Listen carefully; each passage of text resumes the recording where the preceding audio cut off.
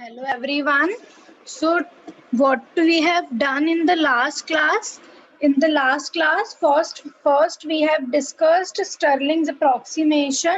Now what is Stirling's formula? It says that log n factorial is equal to n log n minus n, and this log is the natural log we are talking about. उसके बाद हमने क्या देखा? उसके बाद हमने देखा था कि जैसे जैसे we increase the number of particles, then the statistical fluctuation decreases, or we say that the variation from the most probable distribution decreases. Now today we will do the general case showing that how statistical fluctuation decreases when we have large number of particles, and this is very important from your examinations point of view. ठीक है, तो इसमें हम कौन सा case लेंगे? We will consider a general case with n distinguishable particles distributed in two compartments of equal size. So we have two compartments or two boxes which are of equal size, and we have to distribute n particles in those two compartments. ठीक है, so what will be the total number of microstates of the system? That will be 2 raised to power n, we already know. And the total number of macrostate will be n plus 1. This we already know. And what will be the probability of distributing r particles in one box and n minus r particles in the other box?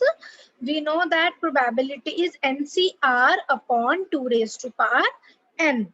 Okay, that we already know.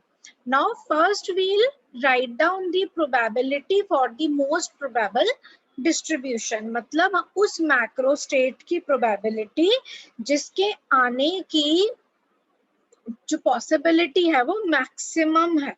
ठीक है, तो वो कौन सी macro state होती है?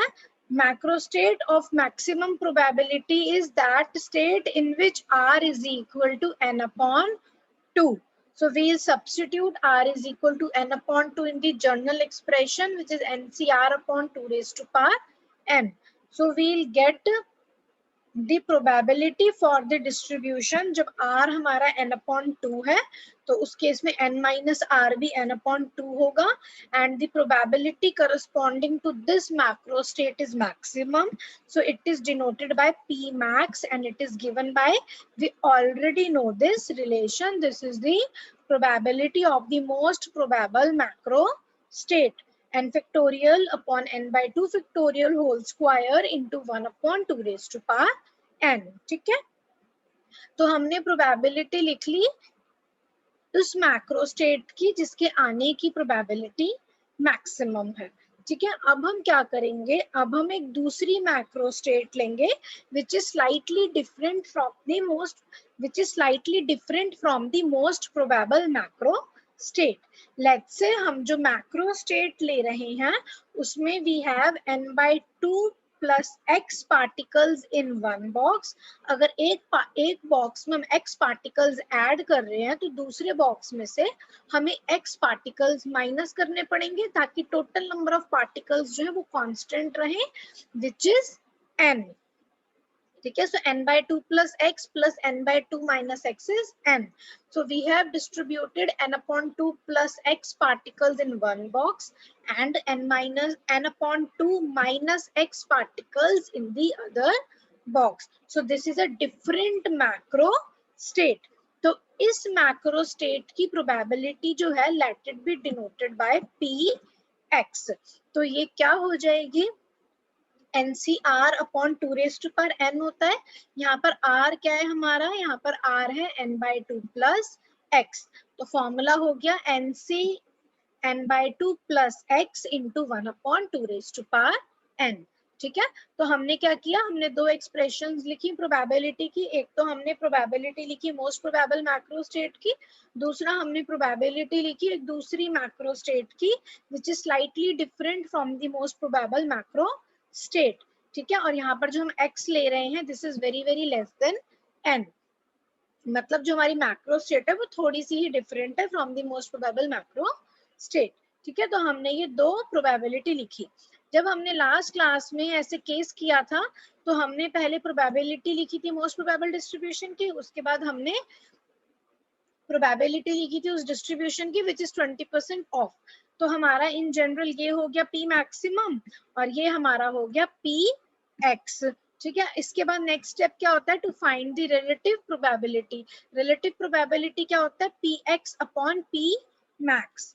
तो हमारा next step होगा रिलेटिव प्रोबेबिलिटी निकालने का which is P X upon P max. तो कैसे निकालेंगे इसको, देखो N C N by two plus X को हम खोल के किस तरीके से लिख सकते हैं, by definition n factorial divided by n by 2 plus x factorial into n minus n by 2 plus x in a bracket whole factorial. ठीक है, now this term becomes n by 2 minus x factorial. ठीक है, अब हम क्या करेंगे, we'll multiply and divide by n by 2 factorial का whole square. क्यों करेंगे, because we have to find the relative probability, तो हमें p max को भी accommodate करना है। ठीक है, p max हमारा by definition है ये। तो अब हमने क्या किया, इसको n by 2 factorial whole square से multiply और divide कर दिया। Now what is this term? This term is nothing but our p max। ठीक है, ये हमारा p max है। अब इस टर्म पे कॉन्सेंट्रेट करो, इस टर्म को I can write as n by 2 factorial whole square divided by n by 2 plus x factorial into n by 2 minus x factorial। तो हमारे पास लेफ्ट हैंड साइड पे px आया और राइट हैंड साइड पे p max into a quantity। Now अब इसको हमें further solve करना है। इसको हम फर्दर सॉल्व कैसे करें, यहाँ पे फैक्टोरियल्स हैं। ठीक है, so we'll apply the very famous Stirling's approximation if n is very large, and we have already taken a system in which the number of particles are very large and that is denoted by n। ठीक है, तो स्टर्लिंग्स approximation क्या कहता है, इसकी spelling गलत लिखी हुई यहाँ आई आएगा। According to Stirling's formula, log n factorial is n log n minus n। तो इसके लिए इस फैक्टोरियल को सॉल्व करने के लिए इन तीनों फैक्टोरियल्स को वी नीड लॉग। ये जो लॉग लिखा है ना यहाँ पे, this is basically the natural log ln। ठीक है, इसमें कंफ्यूज नहीं होना, this is log to the base e। अब हम क्या करेंगे, ये जो हमारी इक्वेशन है इसमें हम लॉग लेंगे ऑन बोथ साइड्स। तो हमारे पास क्या आ गया, log px is equal to, अब देखो इसका जब हम log लेंगे तो जो चीज मल्टीप्लाइड में है वो ऐड हो जाएगी और जो चीज डिवीजन में है वो माइनस हो जाएगी। ठीक है, सबको पता है log a into b is log a plus log b and log a upon b is log a minus log b। तो आई होप ये सबको पता है कि हम इक्वेशन नंबर 16 को ऐसे कैसे लिख सकते हैं। ठीक है, देखो, so it gives log px is equal to log p max plus 2 log n by 2 factorial minus log n by 2 plus x factorial minus log n by 2 minus x factorial। देखो तुम्हारी बुक में ना यहाँ factorial sign missing है, तो यहाँ पे factorial जो है उसको लिख लो। नाउ अब हम क्या करेंगे, now we'll apply the Stirling's theorem. Factorials कहाँ कहाँ पे है, इन तीन जगह पे है, तो इन तीनों जगहों पे we'll apply the Stirling's theorem. तो 2 log n by 2 फैक्टोरियल, यहाँ पे जो हमारा n है वो n by 2 है, तो it will be n log n minus n multiplied with 2, यहाँ पे क्योंकि 2 का फैक्टर है, तो ये हो गया 2 into n by 2 log n by 2 minus 2 into n upon 2। Similarly ये क्या हो जाएगा, माइनस ये हमारा n है पूरा, तो this log n by 2 plus x minus n by 2 plus x, minus sign already है यहाँ पे, तो माइनस माइनस यहाँ पर हो जाएगा plus.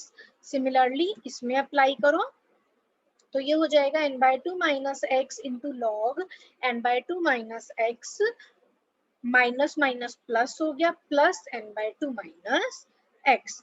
So we'll get this equation after applying the Stirling's theorem। देखो ये डेरिवेशन थोड़ा लेंथी है, थोड़ा सा इसमें मैथमेटिकल कैलकुलेशंस ज्यादा है, बट ये डेरिवेशन बहुत इजी है। ठीक है, इसमें क्या इजी है, सिर्फ एक p max लिखना है, एक p x लिखना है, then p x upon p max है। ठीक है, फिर हम स्टर्लिंग अप्रोक्सीमेशन लगा के फिर उसको हमें मैथमेटिकली सॉल्व करना है। तो नेक्स्ट अब हम इसको फर्दर कैसे सॉल्व कर सकते हैं, देखो log n/2 प्लस एक्स को हम कैसे लिख सकते हैं, इसको we can write as log, bracket में अगर हम n/2 को कॉमन ले लें तो हमारे पास आ जाएगा 1 प्लस 2x अपॉन n, ये हो गया log a into B, this can be written as log a plus log b, जहाँ a हमारा n अपॉन 2 है और b है 1 प्लस 2x अपॉन n। तो log n अपॉन 2 हमारा एज इट इज रहा, और x को हमने क्या लिया था, x is very very less than n, that means x upon n जो है that will be very very less than 1। तो इसको हम एक्सपैंड कर सकते हैं by using the Taylor's theorem. ठीक है, लोगैरिथमिक एक्सपेंशन क्या होती है, इसका फॉर्मूला ये होता है, जिनको नहीं पता वो यहाँ से देख लो, log 1 प्लस एक्स को हम एक्सपैंड कर सकते हैं as x minus X square upon 2 plus X cube upon 3 and so on. और ये तभी पॉसिबल है जब हमारी ये क्वांटिटी जो है this is very very less than 1।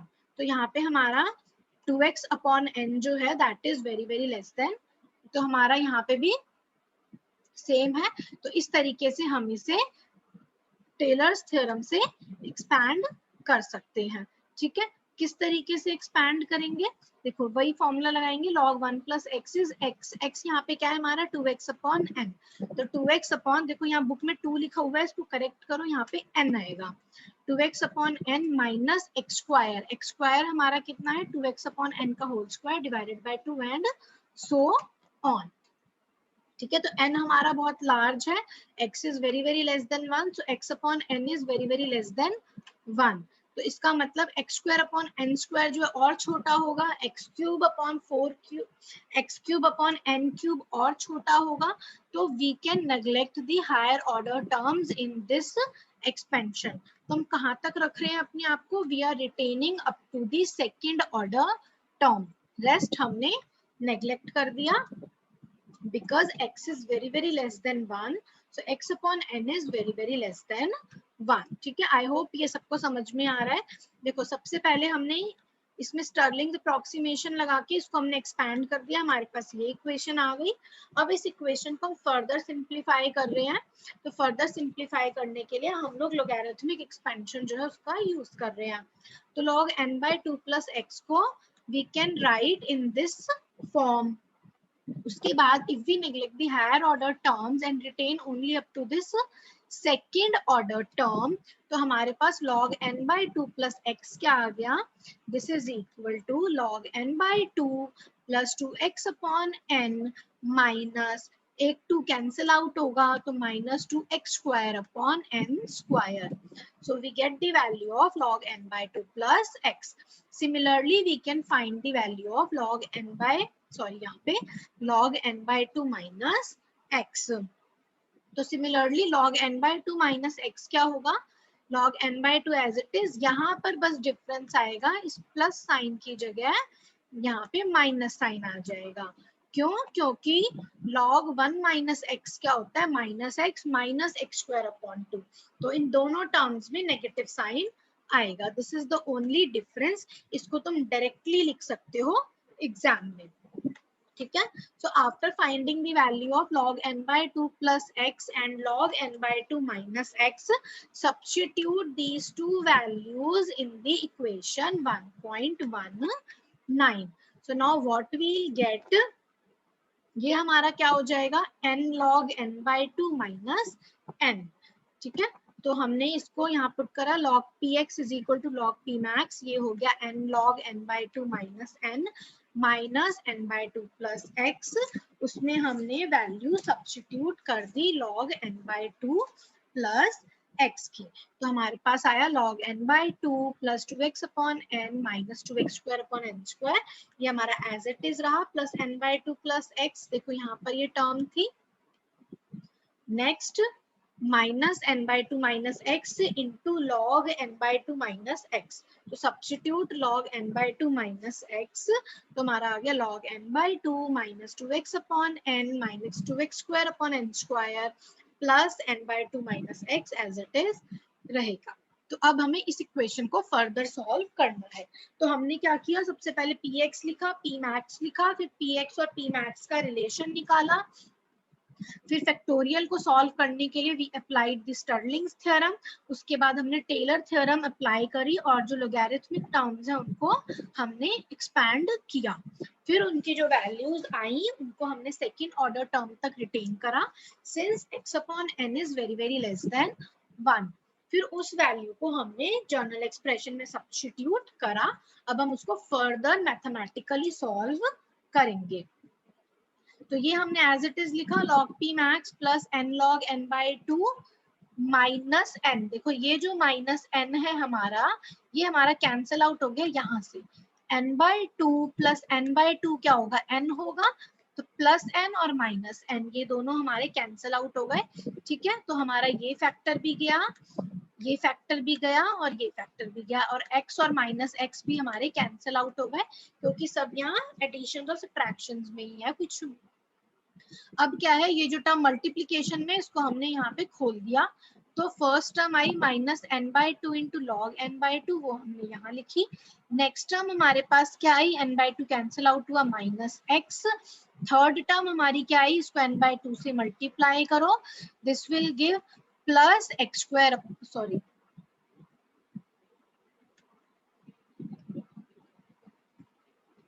ये हमने कैंसिल आउट किया था, तो ये हमारा आ गया plus X square upon N, ये तो हमारा कैंसिल आउट हो ही चुका है। इसको अब इसमें x से मल्टीप्लाई करो, minus X log N by two, then minus 2x square upon N, then plus 2x cube upon N square. इसको हमने मल्टीप्लाई कर दिया, अब इनको भी मल्टीप्लाई करो, हमारे पास 6 टर्म्स आएंगी। ठीक है, यहाँ पर देखो माइनस का साइन मिसिंग है, यहाँ पे माइनस लगाओ सब अपनी बुक में। तो इसको जब हम इससे मल्टीप्लाई करेंगे, minus N upon two log N upon two, then we have plus X, then plus X square upon N, फिर ये प्लस एक्स हो गया, अब एक्स से मल्टीप्लाई करो, तो ये हो गया X log N upon two minus 2x square upon N minus 2x cube upon, यहाँ देखो बुक में n लिखा हुआ है, n नहीं n स्क्वायर होगा। x को जब हम इससे मल्टीप्लाई करेंगे, this will give minus 2x cube upon n square. इसको करेक्ट कर लो। ठीक है, तो कहाँ कहाँ पे गड़बड़ है, एक यहाँ माइनस साइन की गड़बड़ है और एक ये गड़बड़ है, इसको ठीक कर लो बुक में। नाउ अब इसमें देखो क्या चीजें हमारी कट रही हैं, देखो ये माइनस एक्स है, ये प्लस एक्स है, ये कैंसिल आउट हो गया हमारा। ठीक है, और फैक्टर देखो ये 2x, ये एक्स स्क्वायर अपॉन एन है, ये एक्स स्क्वायर अपॉन एन है, इसको ऐड करेंगे 2x स्क्वायर अपॉन एन हुआ, तो 2x स्क्वायर अपॉन एन हमारा कैंसिल आउट हो गया minus 2x square upon N से। ये 2x cube upon N square term जो है हमारी, ये भी कैंसिल हो गई। x log N by two जो हमारा, ये भी कैंसिल आउट हो गया, और हमारा 1 सेकेंड, ये जो दोनों टर्म्स हैं इनको जब हम ऐड करेंगे तो हो गया minus N log N by two, तो ये कैंसिल आउट होगा plus N log N by two से। So what we are left with, this log p max and this term minus 2x square upon n। ठीक है, अब देखो इन्होंने क्या लिखा है, देखो यही आ गया, log px is equal to log p max minus 2x square upon n। So this is the final expression that we have obtained after applying the Taylor's theorem। ठीक है, तो अब इस log p max को I can take to the left hand side, तो ये हो गया log px minus log p max is equal to minus 2x square upon n, log a minus log b को I can write as log a upon b, तो ये हो गया log px upon p max is equal to minus 2x square upon n। ठीक है, अब यहाँ पे एक चीज और करनी है, multiply and divide by n upon two. तो हमने n अपॉन टू से मल्टीप्लाई किया, यहाँ पर एक n का फैक्टर आ गया, यहाँ एक 2 का फैक्टर, और हमने n अपॉन टू से इसको डिवाइड किया, तो फाइनली हमारे पास आ गया minus 4x square upon n square into n upon two. तो इस स्टेप से ये वाला स्टेप कैसे आया, by multiplying and dividing by n upon two, इस स्टेप को याद रखना है। नेक्स्ट n अपॉन टू को हमने एज इट इज लिख दिया। ठीक है, और माइनस साइन के साथ x upon n by two का हमने होल स्क्वायर, इस टर्म को 4x square upon n square को I can write as x upon n/2 का होल स्क्वायर। हमने ये क्यों किया है? क्योंकि एक जो टर्म है, हम x और n/2 जो है इसको हम लोग रिलेट करना चाहते हैं, क्योंकि r हमारा n/2 है फॉर मोस्ट प्रोबेबल स्टेट और x हमारा डेविएशन है from the most probable state. x हमारा क्या है कि हमने number of particles, x number of particles box 1 में ऐड कर दिए, तो x नंबर ऑफ पार्टिकल्स हमारे बॉक्स 2 में माइनस हो गए and this becomes a new macro state. ठीक है, तो हमें x और n/2 को रिलेट करना है, इस वजह से इस इक्वेशन को हमने x और n/2 के फॉर्म में एक्सप्लिसिटली शो किया है। तो 4x square upon n square को we can write as x upon n/2 का होल स्क्वायर। सो नाउ हमें क्या निकालना है? Basically we have to find the relative probability, that means we have to find px upon p max। अब हम क्या करेंगे? So we will take the anti log on both sides. तो जब हम इसका एंटी लॉग लेंगे तो ये क्या हो जाएगा? ये एंटी लॉग हमने बहुत बार ले रखा है, तुमने सेकंड सेम में भी पढ़ा होगा, तो ये सबको आई गेस पता होना चाहिए कि लॉग का जब एंटी लॉग लेते हैं तो इक्वेशन कैसे हो जाती है। तो log px upon p max तो हो गया px अपॉन p max, और इसके क्या हो गया? Exponential raise to power this whole term. सबको पता है एंटी लॉग कैसे लेते हैं, मैथ्स में सब कर चुके हो। तो हमारे पास फाइनली इक्वेशन क्या आ गई? px is equal to p max into e raised to power minus x upon n/2 का whole square into n upon 2। इसको I can write as 2x upon n। So हमारे पास क्या आ गया? ये हमारी फाइनल एक्सप्रेशन है which is very important और ये इसको याद रखना है। तो फाइनल एक्सप्रेशन हमारे पास आ गई px upon p max equal to e raised to power minus f square into n upon 2, where f is known as the fractional deviation and this is equal to 2x upon n, or you can say that this is fractional deviation है ना, तो इस macro state का deviation from this macro state, इसको हम x upon n upon 2 भी लिख सकते हैं। इसीलिए इस टर्म को हम फ्रैक्शनल डेविएशन बोलते हैं कि x स्टेट से n/2 स्टेट का कितना डेविएशन है। So this f is known as the fractional deviation from the most probable number of particles in a cell, that is n upon 2।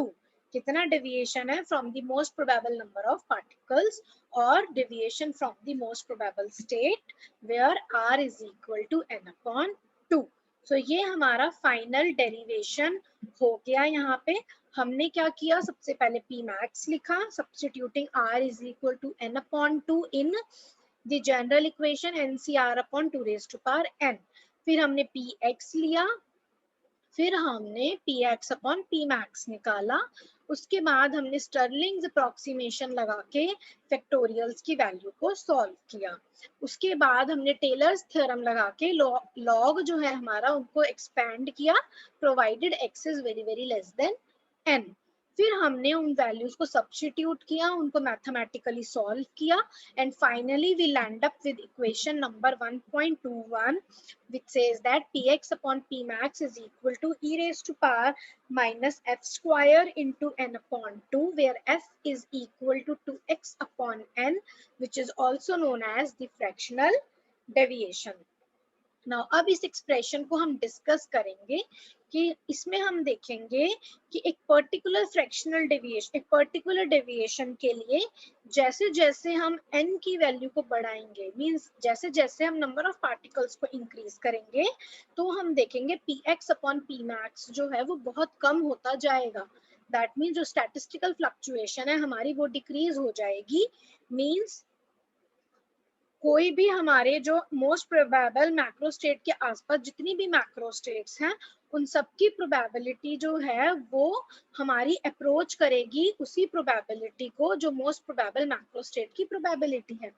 इसका मतलब अगर हमें किसी सिस्टम को स्टडी करना है, उसकी प्रॉपर्टीज को स्टडी करना है, तो हम जो है वो डायरेक्टली स्टडी कर सकते हैं from the most probable state, क्योंकि जो प्रॉपर्टीज है सिस्टम की that will be the same as those deducted from the most probable state, क्योंकि जो डेविएशन है मैक्रो स्टेट का with respect to most probable macro state वो हमारा डिक्रीज होता जाता है as we increase the number of particles. ठीक है, तो अब ये हम यहाँ चेक करेंगे। तो लेट्स से जो हम फ्रैक्शनल डेविएशन ले रहे हैं from the most probable macro state, let it be 0.1%। तो f हमारा कितना होगा, यहाँ पे 2 मल्टीप्लाई कर लो, इसमें बहुत गलतियां हैं, 2x अपॉन n। तो f हमें कितना गिवन है, हमारा डेविएशन कितना गिवन है, 0.1%। तो that means 0.1 divided by 100 which is 1 upon 1000, that means 10 raised to power minus 3। तो 0.1% अगर डेविएशन है from the most probable macro state, तो f की वैल्यू हमारे पास आ गई 10 raised to power minus 3। तो अब हम क्या करेंगे, अब हम ये रेशियो कैलकुलेट करेंगे, अब हम ये रेशियो कैलकुलेट करेंगे px अपॉन p max की for different values of n। तो एक बार है n 10 raised to power 5, then 10 raised to power 10, then 10 raised to power 12। तो फर्स्ट केस हमारा जनरल एक्सप्रेशन क्या है, px upon p max is equal to e raised to power minus f square n upon 2 where f is 10 raised to power minus 3। तो हमारे पास px upon p max क्या आ गया, for n is equal to 10 raised to power 5 e raised to power minus f square हो गया 10 raised to power minus 6 into n is 10 raised to power 5 divided by 2। इसको solve किया तो हमारे पास आया px is equal to p max upon e raised to power 0.05। फिर 10 raised to power 10 substitute किया तो हमारे पास आ गया px is equal to p max upon e raised to power 5000। और सबको पता है e raised to power 5000 की वैल्यू बहुत ज्यादा होती है, तो अगर डिनोमिनेटर में वैल्यू बहुत ज्यादा है इसका मतलब px की वैल्यू जो है वो बहुत कम है as compared to p max। So which is very small, this px is very small, since e raised to power 5000 is very large, that is probability with respect to most probable state is very small। मतलब particle के present होने की probability इस particular state में बहुत कम हो जाती है जैसे जैसे हम नंबर ऑफ पार्टिकल्स को इंक्रीज करते हैं। That means most of the particles जो है दे occupy the most probable state. Most probable state कौन सी होती है, वो स्टेट जहां पार्टिकल के प्रेजेंट होने की प्रोबेबिलिटी मैक्सिमम है। नाउ नेक्स्ट केस जब 10 raised to power 12 है तो उसमें जो हमारी px है it will become very small then p max। So from the above discussion it is very much clear that as we increase the number of particles the probability of distribution appreciably far from the most probable distribution becomes appreciably small। मतलब probabilities उन macro state की which are different from the most probable macro state, उन सारे macro state की probability बहुत कम हो जाती है जैसे जैसे हम नंबर ऑफ पार्टिकल्स को इंक्रीज करते हैं। That means if we are studying any system in which number of particles are very large, then in that case we can, instead of studying different macro states, if we study only the most probable macro state we can get the properties of the entire system। ठीक है, अगर हम किसी भी system को study करना चाहते हैं तो इट्स बेटर हम उसके सिर्फ मोस्ट प्रोबेबल मैक्रो स्टेट को स्टडी कर लें, क्योंकि पार्टिकल के प्रेजेंट होने की probability rest of the other macro states में बहुत कम हो जाती है as we increase the number of particles. इसका मतलब most of the particles they are present in the most probable macro state. ठीक है, इस चीज को अब हम यहाँ प्लॉट कर रहे हैं। So what we are plotting the relative probability, the ratio px upon p max with respect to fractional deviation f। तो यहाँ पे हम क्या देख रहे हैं, देखो इस पर्टिकुलर पॉइंट पे यहाँ पे फ्रैक्शनल डेविएशन हमारा कितना है, 0। तो इसकी जो जर्नल एक्सप्रेशन है उसमें अगर मैं f को 0 पुट कर दूं तो e raised to power 0 1 होता है। सो px is equal to p max। तो ये जो हमारी पर्टिकुलर लाइन है ये क्या रिप्रेजेंट कर रही है, इस पर्टिकुलर पॉइंट पे px जो है हमारा that is equal to p max।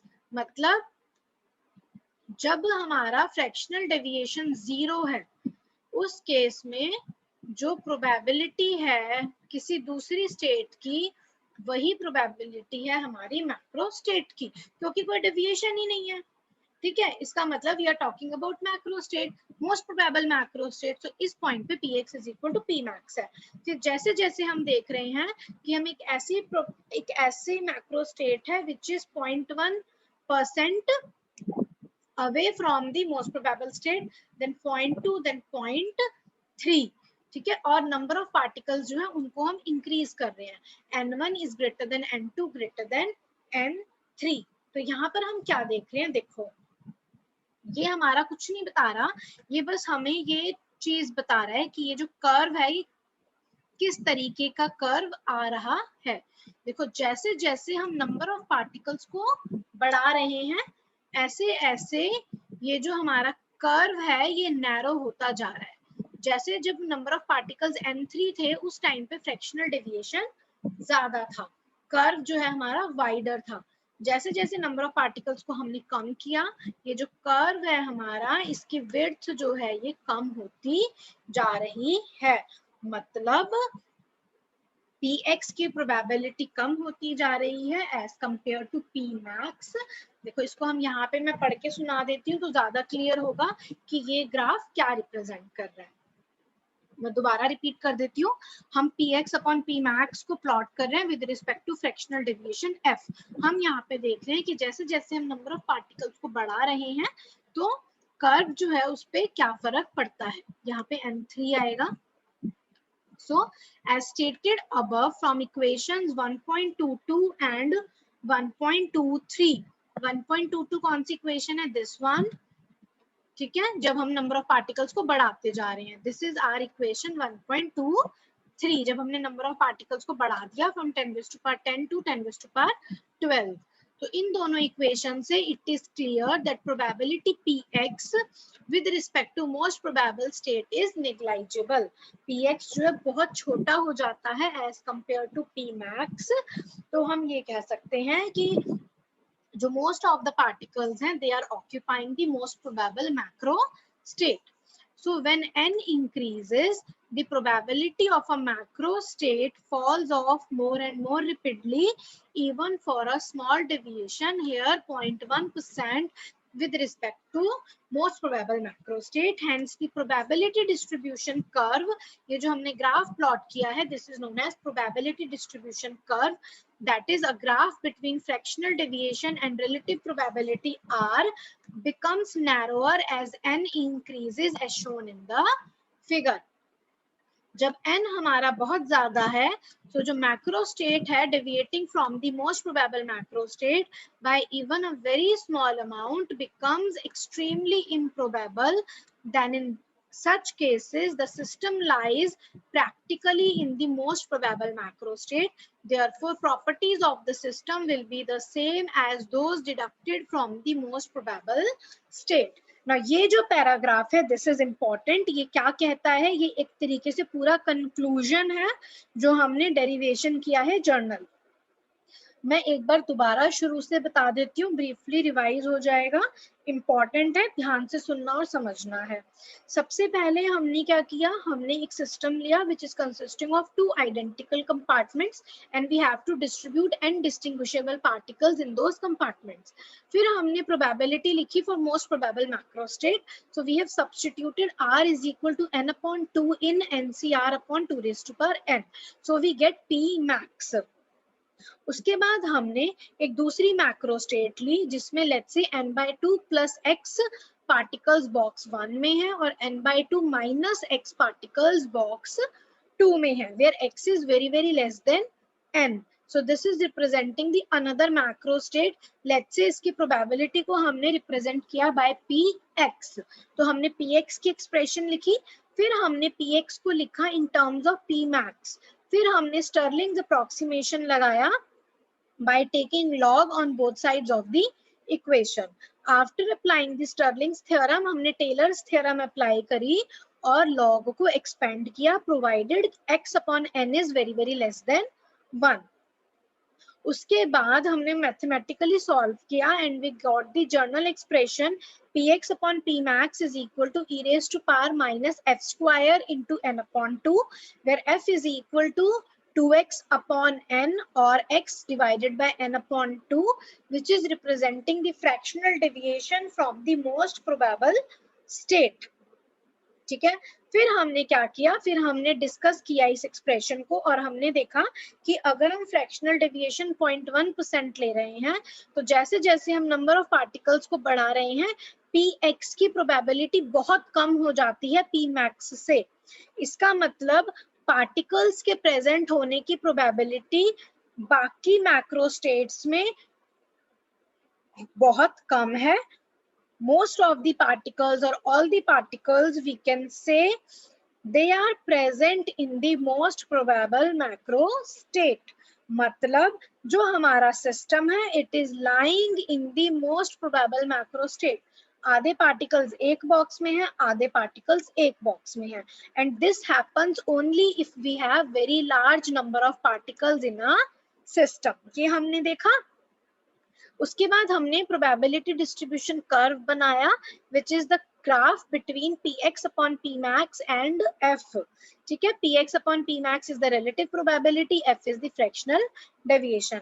यहाँ पे हमने क्या देखा कि जैसे जैसे हम नंबर ऑफ पार्टिकल्स को बढ़ा रहे हैं कर्व जो है हमारा नैरोअर होता जा रहा है।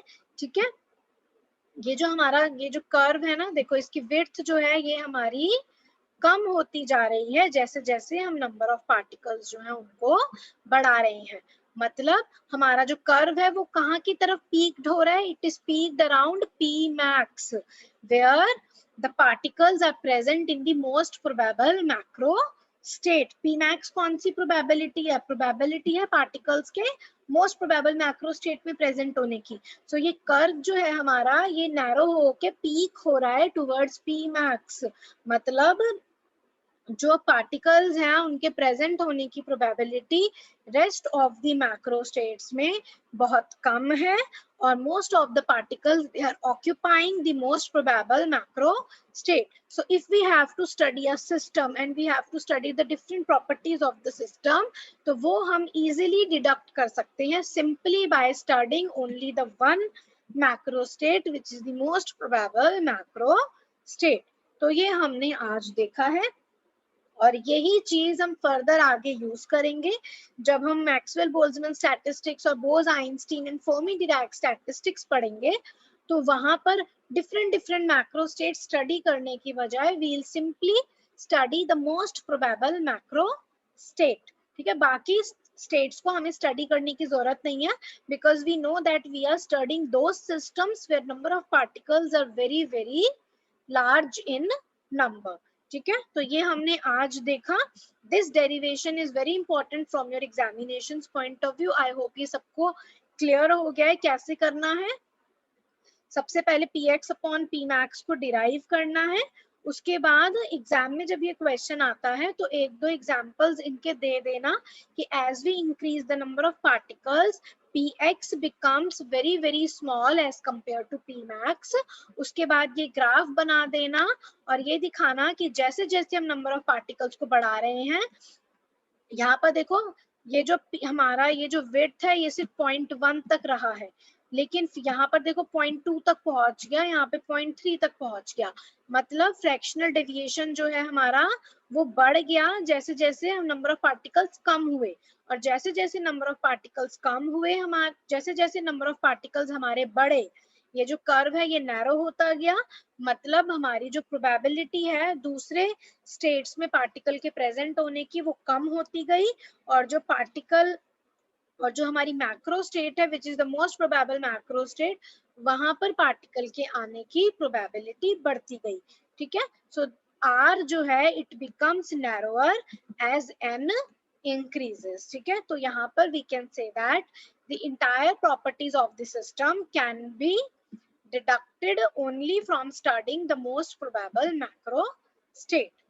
ठीक है, तो अब नेक्स्ट क्लास में हम क्या देखेंगे, कुछ एग्जाम्पल्स हम लोग देखेंगे। उसके बाद हम देखेंगे कि सक्सेसिव और साइमल्टेनियस इवेंट्स क्या होते हैं, और उसके बाद फिर कुछ न्यूमेरिकल्स हम लोग देखेंगे। तो मोस्टली नेक्स्ट क्लास जो है हमारी वो न्यूमेरिकल क्लास होगी, ठीक है।